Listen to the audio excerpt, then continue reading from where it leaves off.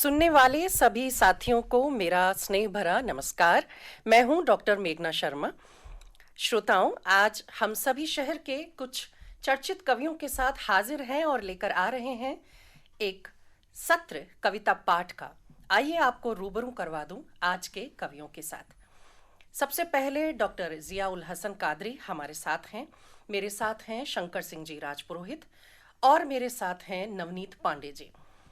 तो सबसे पहले मैं आमंत्रित करना चाहूंगी उर्दू शायर, आलोचक, लेखक जिया उल हसन कादरी साहब को, जिनकी कई पुस्तकें प्रकाशित हैं, जिनमें हजार हवेलियों का शहर बीकानेर व मारवाड़ में उर्दू प्रमुख हैं।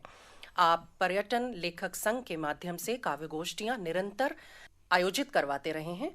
आप सादर आमंत्रित हैं डॉक्टर जिया उल हसन कादरी। बहुत खूब। डॉक्टर जिया उल हसन कादरी साहब ने बेहतरीन अंदाजे बयां किया और कहा कि बड़ी अंधेरी है इनकी जिंदगी, जो बेचते हैं हमेशा बना बना के चिराग। बहुत खूब। मेरे साथ हैं राजस्थानी और हिंदी में समानांतर सृजन करने वाले शंकर सिंह जी राजपुरोहित साहब। आप कवि, संपादक और अनुवादक के रूप में प्रख्यात हैं। राजस्थानी अकादमी राजस्थान के साथ साहित्य अकादमी नई दिल्ली से आप पुरस्कृत हैं और आपका मृत्यु रासो पाठ राजस्थान बोर्ड के पाठ्यक्रम में शामिल है। अब हम सुनेंगे शंकर सिंह जी राजपुरोहित को। पक्षियों के कोड वर्ड को समझते हैं केवल कवि और शायद, फिर क्यों धारण कर लेते हैं वे मौन। बहुत खूब शंकर सिंह जी। और अब मेरे साथ हैं एक और कवि, नवनीत जी पांडे। आप हिंदी राजस्थानी में समानांतर लेखन कर रहे हैं। कविता, कहानी, उपन्यास विधा के साथ साथ आप अनुवाद कार्य में भी रत हैं। आपका संग्रह सच के आसपास राजस्थानी साहित्य अकादमी द्वारा सम्मानित भी हो चुका है। छूटे हुए संदर्भ, जिसके जैसे धनुष, मुक्तिबोध एवं अन्य कविताएं चर्चित कविता संग्रह हैं। मैं आमंत्रित कर रही हूं नवनीत पांडे जी को। अब मैं इस प्रोग्राम की निजामत फरमा रही डॉक्टर मेघना शर्मा साहिबा को आवाज़ दूं, इससे पहले मैं इनके तारुफ में चंद कलमात पेश करना चाहता हूं। डॉक्टर मेघना शर्मा पिछले 2 दशकों से स्त्री विमर्श आधारित साहित्य का सृजन कर रही हैं। उनका जो पहला काव्य संग्रह है माँ होती हूँ जब, वो भी इसी का एक नमूना है। स्त्री विमर्श पे इसमें कविताएँ हैं। और दूसरा काव्य संग्रह रफ़ू की हुई ज़िंदगी। इसके अलावा आप कथाकार भी हैं।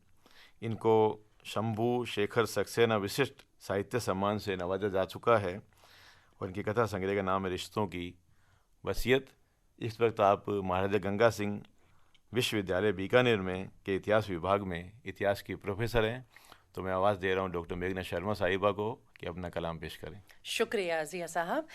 मेरी पहली कविता का शीर्षक है अरमानों के पुलिंदे जलते रहे। उम्र भर अरमानों के पुलिंदे जलते रहे, मगर राख और धुएं का कोई निशान न मिला।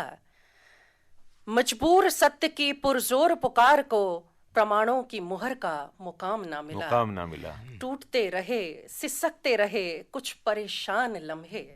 टूटते रहे, सिसकते रहे कुछ परेशान लम्हे, मगर वक्त के सीने पर चोट का निशान ना मिला। वाह वाह वाह। बदस्तूर बदलते रहे दिन रात सुबह शाम।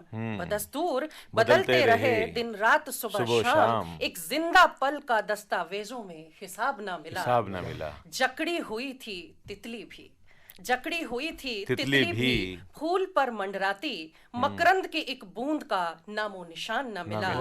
कहने को सावन भी झूम कर आया इस बार। कहने को सावन भी झूम कर आया इस बार, मगर धरती की प्यास को सुकून भरा एक कतरा न मिला। कदम दर कदम चले जा रहे हैं सभी, कदम दर कदम चले जा रहे हैं सभी। पूछो इस वक्त से वह कब है किसी के साथ चला। खो गई न जाने कितनी ही अनजान परछाइयां, ये हौसलों ने दिए साथ। ढूंढा बहुत आफताब ना मिला। ढूंढा बहुत आफताब ना मिला। एक और कविता प्रस्तुत कर रही हूं जिसका शीर्षक है क्रंदन। जब शाम की घनी सिहरन सी घनघोर उदासी छा जाती, मजबूर क्षणों की कैद में वहीं कलम हाथ से गिर जाती। क्या क्या लिखा ना लिखा कभी, सब उमड़ घुमड़ कर आ जाता। इस विवश वक्त के क्रंदन सा घनघोर अंधेरा छा जाता। बड़ी अच्छी लय कविता में, अच्छी मन खोल के सांकल तन की जब विचलित गलियों में मुड़ जाता। जिस राह दरवाजे सब बंद, जिस राह है दरवाजे सब बंद, बस वहीं वक्त भी थम जाता। बहुत अच्छी किस कविता हाथ है रेखा मेरी सी, किस हाथ है रेखा मेरी सी, ये प्रश्न पहेली बन जाता।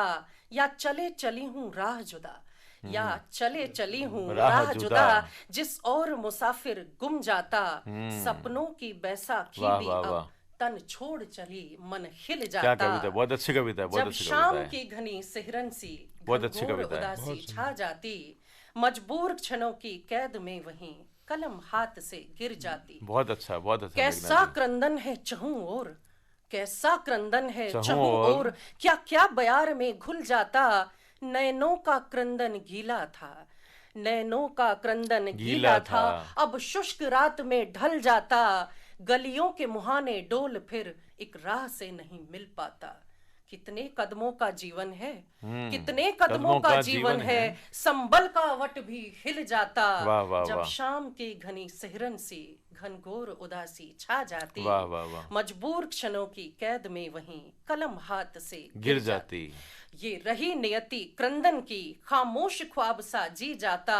जो शोर मचाकर शब्द जिए, जो शोर मचाकर शब्द जिए, तो तन का प्रहरी निगल जाता।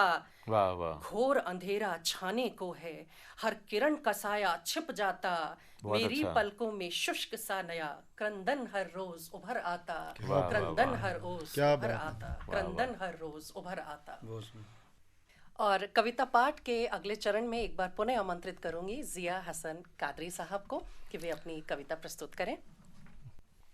और इसी के साथ बहुत खूबसूरत पंक्तियां जिया साहब ने कही कि किसी ने भी हरगिज़ मनाया नहीं, मैं खफा था और खफा रह गया। तो एक और कविवर हमारे बीच हैं शंकर सिंह जी, मैं पुनः आपको आमंत्रित करती हूँ एक छोटी कविता प्रस्तुत करने के लिए। बयान किया आपने। समस्त कवि समुदाय की चिंता को शब्द देती हुई कविता, कहीं भूखी प्यासी न रह जाए कविता, बहुत सुंदर। और अब नवनीत जी पांडे को मैं आमंत्रित करूंगी अपनी प्रस्तुति के लिए। अब सबसे आखिर में मैं डॉक्टर मेघना शर्मा साहिबा से दरख्वास्त करता हूँ कि अपनी एक रचना पेश करें। शुक्रिया जिया साहब। एक छोटी सी कविता प्रस्तुत करना चाहूंगी कोपल शीर्षक के साथ। किसी एक चट्टान के किनारे से धारा प्रवाह बहती नदी के प्रवाह से, सूरज की तपती गर्मी में पिघलती रेत के अंश से, बर्फीले रेगिस्तान के तूफानों से गुजरती सर्द हवाओं की चुभन से, दिन रात की बारिश के कहर से, डूबती बस्तियों के डूबते अरमानों की चीत्कार से, बुलंद हौसलों के आधार पर पैदा होती हसरतों की उड़ान से कहीं ज्यादा मजबूत हुआ करती है नफरत की दीवार से निकली एक उम्मीद की कोपल। कहीं ज्यादा मजबूत हुआ करती है नफरत की दीवार से निकली एक उम्मीद की कोपल। बहुत शुक्रिया। चित्रांकन, बहुत सुंदर। मैं समस्त कवि समुदाय जो यहाँ आकाशवाणी में आज उपस्थित हैं, आप सभी का सादर अभिवादन करते हुए आप सभी को आभार व्यक्त करना चाहूंगी कि आप यहाँ पधारे और इस सुंदर कवि सम्मेलन में आपने अपनी प्रतिभागिता निभाई। बहुत बहुत आभार, धन्यवाद। शुक्रिया आपका भी। आपका भी।